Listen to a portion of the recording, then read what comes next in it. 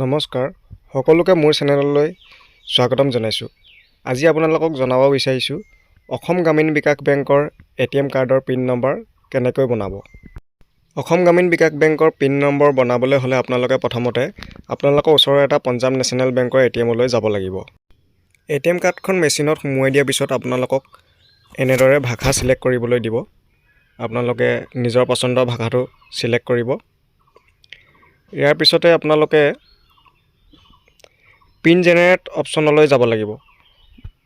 বাওঁ হাতৰ ফালৰ পৰা ৩ নম্বৰ অপশ্যনটো পিন জেনেৰেট অপশ্যনলৈ যোৱাৰ পিছত আপোনালোকে দেখিবলৈ পাইছে জেনেৰেট OTP ভেলিডেশ্যন। আপোনালোকে জেনেৰেট OTPত ক্লিক কৰিব।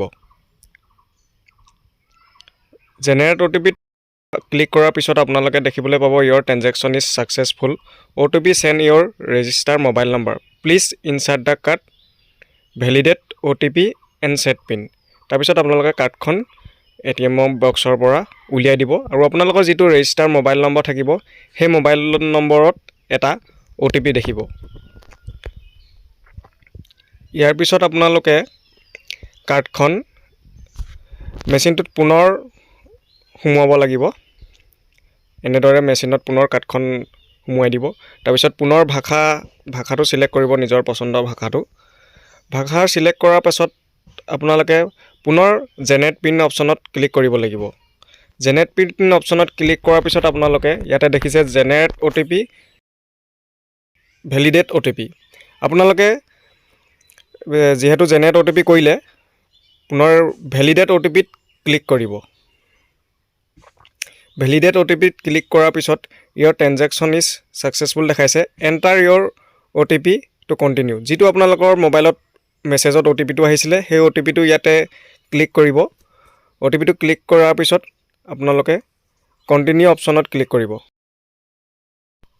Please enter your pin. আপোনালোকৰ নিজৰ পচন্দৰ 4টা সংখ্যা ইয়াতে এণ্টাৰ কৰিব। নিজৰ 4টা সংখ্যা এণ্টাৰ কৰাৰ পিছত আপোনালোকে কণ্টিনিউ অপশ্যনত ক্লিক কৰিব। কণ্টিনিউ অপশ্যনত ক্লিক কৰাৰ পিছত ৰি এণ্টাৰ ইয়ৰ পিন কণ্টিনিউ বুলি ওলাব। আপোনালোকে পুনৰ যিটো 4টা সংখ্যা নম্বৰ দবাইছিলে সেই 4টা সংখ্যাকে পুনৰ তাত মাৰি দিব। Your pin generation is successful process, thank you বুলি ওলাব আৰু আপোনালোকৰ ATM বক্সৰ পৰা ৰিচিভ এখনো ওলাব যে আপোনালোকক পিন জেনেৰেশ্যনটো ছাকচেছফুল হৈছে।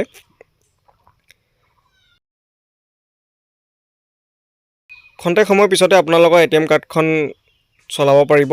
নহ'লেও 24 ঘণ্টাৰ ভিতৰত আপোনালোকৰ ATM কাৰ্ডখন এক্টিভেট হৈ যাব। আপুনি নতুন যি 4টা নম্বৰ নিজে মাৰিছিলে সেই 4টা সংখ্যা নম্বৰে আপোনাৰ ATM কাৰ্ডখনৰ পিন নম্বৰ হ'ব।